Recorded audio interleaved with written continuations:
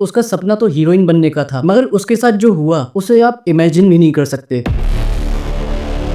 एक दिन जब वो रेस्टोरेंट में अपने दोस्तों के साथ बैठी थी तो फॉरेन का एक बंदा उसके पास आया और बोला कि मैं अपने देश में एक टीवी चैनल के लिए काम करता हूँ और हमारे चैनल पर एक नया प्रैंक शो शुरू होने वाला है और तुम उस शो के लिए बिल्कुल परफेक्ट लगती हो, तो क्या तुम हमारे साथ काम करोगी? लड़की तुरंत मान गई। अब हर प्रैंक में उसको एक ही काम करना होता था, किसी अनजान आदमी के सामने जाकर अचानक से खड़ी हो जाना और फिर उसे देखकर शर्माकर मुस्कुराना। और इससे जैसे ही वो बंदा कंफ्यूज हो तभी उसके हाथ पर या चेहरे पे कोई स्प्रे या ऑयल लगाकर वहां से वैसे ही शर्माते हुए भाग जाना और इसके बाद कैमरा उस बंदे के रिएक्शन रिकॉर्ड करता और बाद में उसको बता देते कि बधाई हो, आपके साथ प्रैंक हुआ है। सब ठीक चल रहा था, लड़की को ठीक ठाक पैसा भी मिल रहा था। तभी डायरेक्टर एक दिन उससे बोलता है कि कल हम एक बड़े लेवल का वीडियो शूट करेंगे जो कि यहाँ के एयरपोर्ट पर शूट किया जाएगा। और फिर जैसा तय हुआ था सभी लोग अगली सुबह एयरपोर्ट पर आकर मिलते हैं। तब डायरेक्टर उसे बताता है कि आज का प्रैंक तुम अकेले नहीं करोगी, तुम्हारे साथ एक और एक्ट्रेस इसमें शामिल होगी और ये प्रैंक तुम्हें आज हमारी टीम के एक बंदे के साथ करना है जो इस शहर में आ रहा है और उसे इस प्रैंक के बारे में कुछ नहीं पता। बोलता है कि हमेशा की तरह तुम्हें अचानक से उसके सामने जाकर शर्माकर मुस्कुराना है और जैसे ही वो कंफ्यूज होगा तभी दूसरी लड़की पीछे से आके उसके चेहरे पे ये ऑयल लगा देगी और वो संभल पाए उससे पहले ही उसके चेहरे पे गीली तौलिया भी रगड़ देगी। और अब जब उसका पूरा ध्यान पीछे वाली लड़की पे होगा तभी तुम सामने से उसके चेहरे पे ये स्प्रे मार देना और बस वहाँ से हमेशा की तरह वैसे ही शर्माते हुए हंसकर भाग जाना। दोनों लड़कियां भी खुद को पूरी तरह तैयार कर लेती हैं और कुछ ही देर बाद डायरेक्टर सामने से आ रहे एक बंदे की तरफ इशारा करते हुए कहता है कि देखो ये आगे तुम्हारा शिकार। और दोनों लड़कियां तुरंत जाकर उस काम को बहुत ही अच्छी ढंग से अंजाम देती हैं। लेकिन जब वो प्रैंक पूरा करने के बाद एयरपोर्ट के बाहर आती हैं तो उन्हें ना तो अपने प्रोडक्शन हाउस की वहाँ गाड़ी दिखती है